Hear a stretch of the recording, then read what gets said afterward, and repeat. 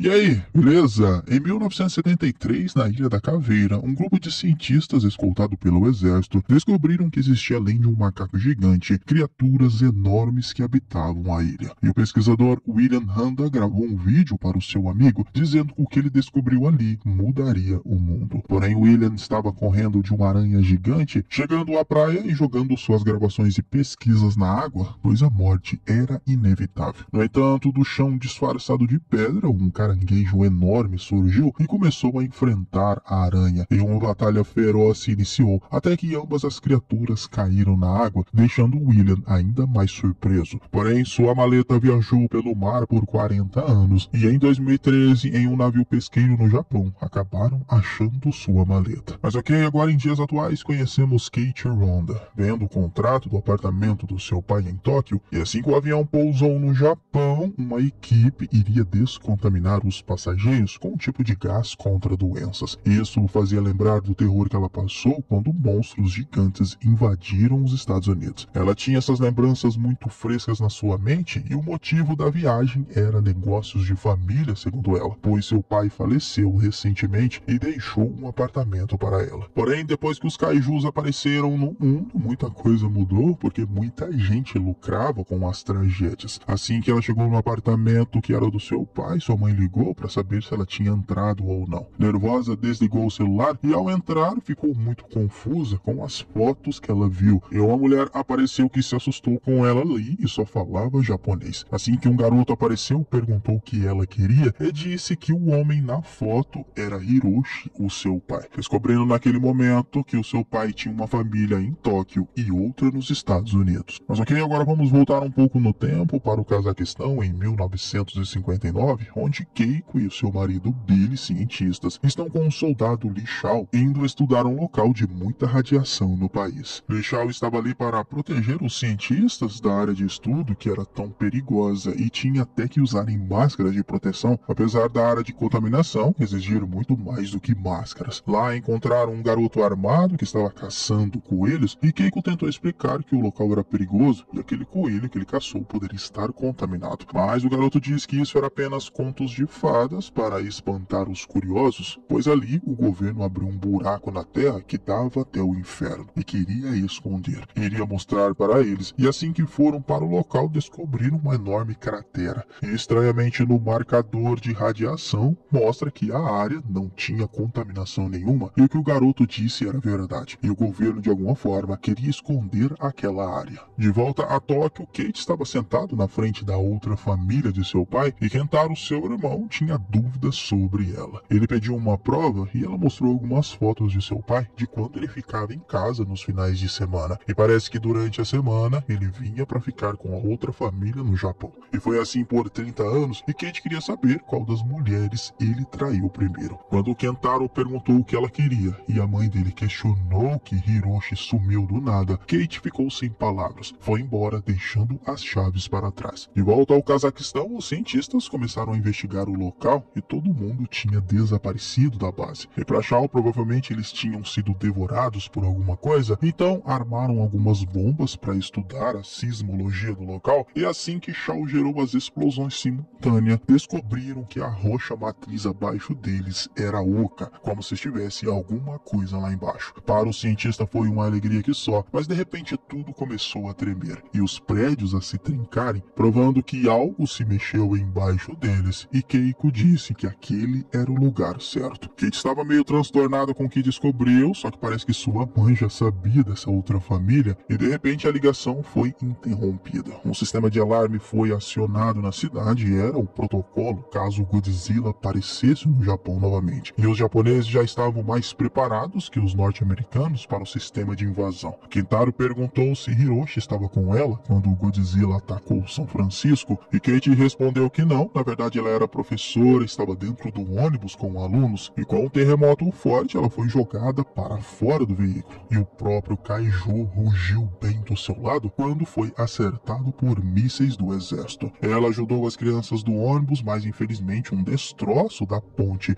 acabou atingindo o ônibus, o que o fez cair da ponte, matando todos dentro daquele veículo. E isso fez ela surtar na estação onde estava e queria sair, mas foi interrompida pela outra mulher de seu seu pai, que a ajudou a se acalmar. Já no Cazaquistão, os cientistas investigam a estrutura abaixo e o solo estava cheio de ovos de kaijus. E para Billy, era uma espécie nova e precisavam colher amostras. Li Shao achou aquilo extremamente perigoso, porém Keiko iria da mesma forma e precisava de 5 minutos para isso. Então Li Shao decidiu ir com ela até lá embaixo, mesmo isso sendo extremamente perigoso. De volta a Tóquio, o anúncio da alerta aos kaijus foram liberados. Não tinham mais perigo e podiam voltar para suas vidas, porém Kentaro e sua mãe ofereceu a Kate tomar um café e também conversar sobre a vida, porque ela estava ali e tudo mais, mas Kate não queria saber sobre a mulher que o seu pai traiu sua mãe. Porém, para o garoto, ele também tinha a mesma impressão e Kentaro levou ela no escritório, onde para o garoto, o pai dele apenas fazia softwares para satélites. Mas Kate sabia que ele escondia alguma coisa e atrás de um mapa bem estranho de anotações tinha um cofre que Kentaro nem sabia que existia. Ela então tentou a data de nascimento do garoto e da mãe dele, mas nada funcionava, até que cruzou as 4 datas juntos e deu certo. Dentro tinha exatamente aquela mochila da Monarch de William Honda e o símbolo era o mesmo que ela viu na ponte em São Francisco pedindo ajuda, mas os soldados e cinegrafistas não deram atenção. As fitas eram muito antigas e Kate fez um acordo de sair da vida de Kentaro se ela ajudasse a ver o que tinha naquelas filmagens. O garoto então foi até Mai, ex-namorada, que não estava muito afim de ajudar, já que ele desapareceu por alguns meses e reapareceu com uma garota querendo ajuda. Mas viu que Kate poderia ser realmente irmã dele e Mai levou os dois até o seu apartamento, que diz que morar em Tóquio tinha suas vantagens, pois todo mundo cuidava de sua vida e ninguém ficava enchendo o saco dela, fora que ela colecionava coisas antigas e vendia para nerds que não tinham medo de gastar dinheiro. Como hacker, Mai facilmente passou pelos dados criptografados antigos da fita e começou a explorar o arquivo. No entanto, essas informações foram enviadas direto para a Monarch e um alerta chegou a Collins. Ela então foi até o seu supervisor da Monarch e disse que o setor de dados descobriu que vinha de Tóquio. E Tim disse à garota que cuidaria disso. Já em Tóquio, Mai mostrou que dentro daquelas fitas tinha muita coisa da tal Monarch e era o mesmo mapa que estava no escritório do pai deles. O lance que Kentaro ainda estava em dúvida sobre Kate, ainda mais que ela escondia que sabia falar japonês, pois foi seu pai que a ensinou. Porém, em 2014, 5 dias depois do ataque do Godzilla, ela foi encontrar o seu pai em um acampamento. Ela viu ele pela última vez, pois deixou passagens para Reno, para ela e sua mãe, e não poderia ficar, pois precisava voltar para o Japão. E mesmo Kate ficando extremamente irritada que ele estava abandonando sua família, ele foi embora. E uma semana depois, ela descobriu que o avião dele desapareceu no Alasca e não encontraram nem os destroços. Só que em uma foto ela viu sua avó Keiko dentro de uma pegada de um kaiju e queria entender o que ela estava fazendo ali. Bom, no Cazaquistão, Keiko e Lee desceram para ver os ovos, mas de repente um terremoto rolou. Os ovos começaram a eclodir e vários kaijus pequenos, parecendo baratas, começaram a surgir.